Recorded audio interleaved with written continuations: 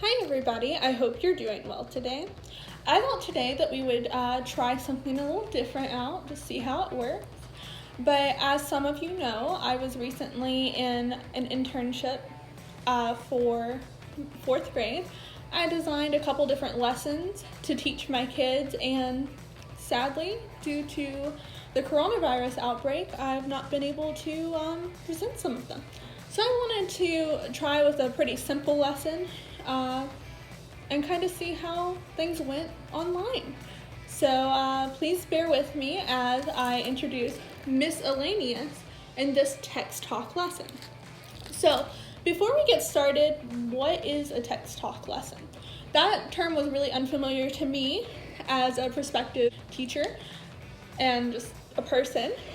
A text talk lesson is really meant to get kids to go away from looking at the pictures and basing all their knowledge off of that, but really think about the text in more detail and using text that helps develop their language and comprehension ability. Usually the best books to use for these are those that give kids the experience to be able to decontextualize the language and kind of, in other words, help them make sense of the ideas and really explore those in their own words, really show that they are comprehending throughout. The way I thought this might work best is for me to read the story. I will not be showing the pictures throughout because I really want to focus on decontextualizing the meaning of the words. So I'll be reading and I will be asking questions throughout. After I ask a question, I would love for you parents to pause the video and kind of talk to your kids about what they think. And from there, you can restart the video or hit play again. And I will give an example answer. Now, some of these will have multiple answers. Some of them will be open-ended. So there's not always an exact right answer. And then after I read the book aloud, I would love for you guys to sit with me as I do a little activity, kind of expanding upon the vocabulary that we come across in the book. And this book is rich in vocabulary. Now, just because this lesson was meant to be for a 4th grade classroom doesn't mean it can't be adapted for younger or older grades. There's so much you can do with this book, and you could even kind of see how it works, and then decide, okay, well, let's use a different book that's more age appropriate for my child. So with that, I'm going to stop rambling, and we're going to go into this text talk lesson. Miss Alaineus, a vocabulary disaster. All right, here we go. None of this would have happened if it wasn't for Forrest. Forrest is not a thicket of trees. Forrest is a boy, a sick boy, a boy sneezing and coughing all over my desk and pencils. I caught Forrest's cold and had to stay home from school on Tuesday. Tuesday is vocabulary day at Webster School. Follow my advice. Never get sick on vocabulary day.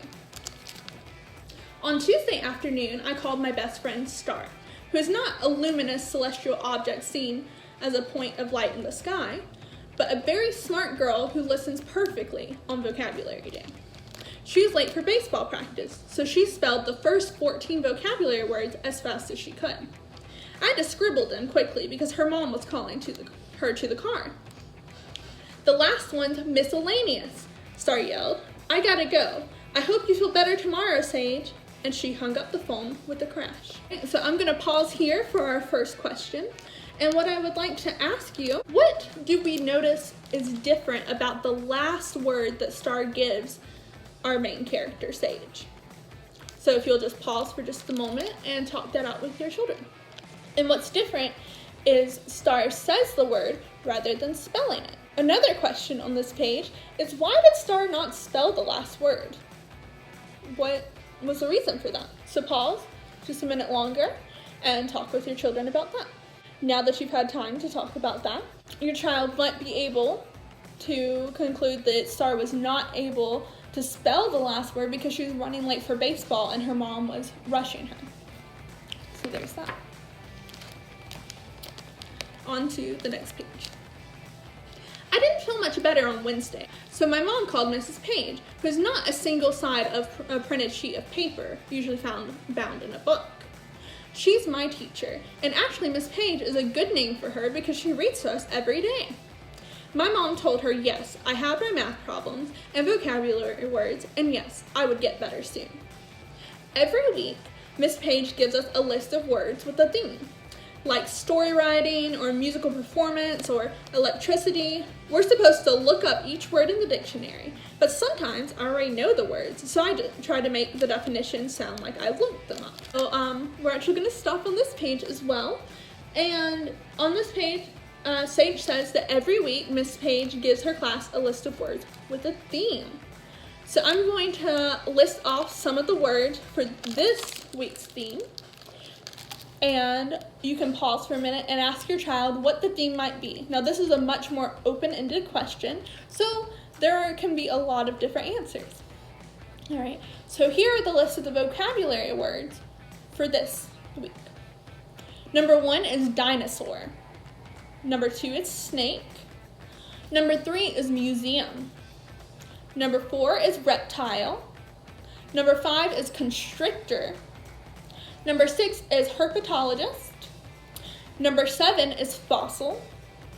Number 8 is carnivore. Number 9 is herbivore. Number 10 is nest. Number 11 is species. Number 12 is theory. Number 13 is hypothesis. Number 14 is category. And number 15 is miscellaneous. All right, so pause for just a moment and talk through with your kids what could be the possible theme. Okay, thank you for taking that time. Now here is an idea for the possible theme. It could be paleontology, which is the study of fossils of animals and plants, or herpetology, the study of reptiles. If students are stuck, you can help them link some of the words from a common theme, such as museum and fossil or snake and reptile. Just there's so many ways to connect these words, and that's a really good way to get them thinking about the material. So we'll go on. I thought it was pretty good as definitions go until this week. My mom says, pride goeth before a fall. Pride, an unduly high opinion of oneself. Goeth, Old English for to go. And fall, what happened on Monday? Vocabulary test day. So on this page, we want to ask our students, what do you think Sage's mom meant when she said, pride goeth before a fall? Go ahead and pause the video. She means that people who are overconfident are likely to fail. By Thursday afternoon, my head felt like it was stuffed with cotton and my throat felt swollen shut. I finished defining my vocabulary words while propped up in bed with a box of tissues on one side and a gigantic red dictionary on the other. It's hard to look up words in a huge book while you're in bed blowing your nose, so I made my own dictionary language for as many of them as I could. Here are some of them. Number 13, hypothesis. What you guess will happen in your science experiment. Number 14, category. A bunch of things that are alike. Number 15, miscellaneous. The last word seemed a little odd to me because I couldn't figure out what she had to do with snakes or categories or theories.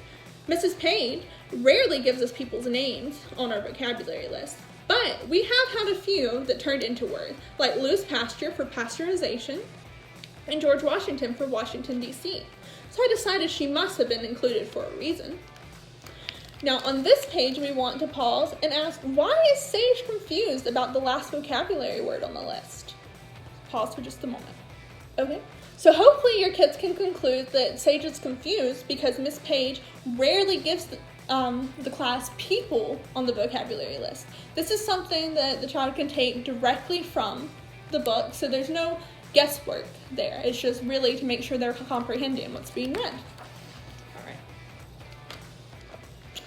Now, another question is, what can Sage do to help make sense of the mystery vocabulary word? Now, this is more open-ended, so take a moment and talk to your kids about it. So one thing that Sage can do to make sense of this mystery vocabulary word is she could look it up online if this was the 21st century, or they had internet, or she could ask her parent or call Star back later, since it's another day, and see if maybe she had an idea. But these are all some good suggestions, and there are likely many more that your kids could come up with. You should know that for years I'd wondered who Miss Alaineus was. When I was little, I figured out that she had something to do with the kitchen, because the miscellaneous drawer always held the spoons, too big to fit anywhere else, the sharp corn holders shaped like tiny cobs, and the spaghetti sport, the weird cross between a spoon and fork that perfectly lifts slippery spaghetti out of a bowl. I thought maybe she was an ancestor, an ancient relative long dead, who left us all of these odd things in the drawer. Then just last year, my mom and I were in the grocery store, and it all fell into place. We were in one of those very big hurries when she said, "You go get some of the long Italian bread and 2 sticks of butter. I'll get miscellaneous things and meet you here at the cash register." I found the bread and butter, and my mom came back with spaghetti sauce, a can of Parmesan cheese, a can of corn, and a big green box of spaghetti with a beautiful woman on the front.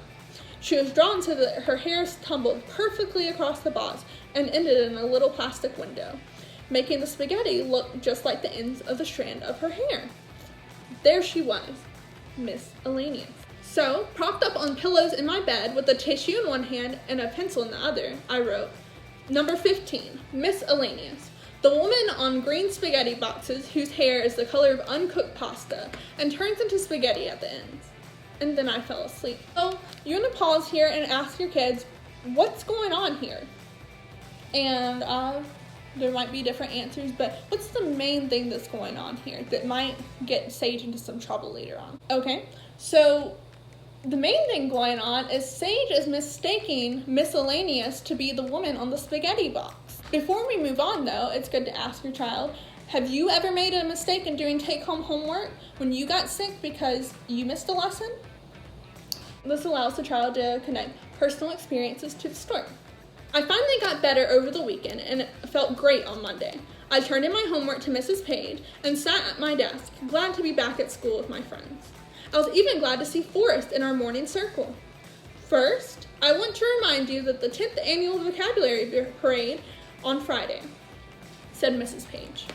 I hope you are all working on your word costumes. Second, please remember to bring your bus money and permission slips for our science museum field trip tomorrow. And third, instead of our usual Monday test, we are going to have a vocabulary bee today. Everyone line up here by the chalkboard and I'll choose a word from our list. After I pronounce the word, please spell and define it. If you're correct, go to the end of the line. If you miss the word, please sit down at your desk and look it up in the dictionary. Write the word 5 times and define it once. Star was first with museum. M-U-S-E-U-M. Museum. A building for exhibiting objects about art or history or science, she said, and went to the back of the line. Cliff, not a high steep face of a rock, but one very tall boy, answered the word dinosaur. D-I-N-O-S-A-U-R.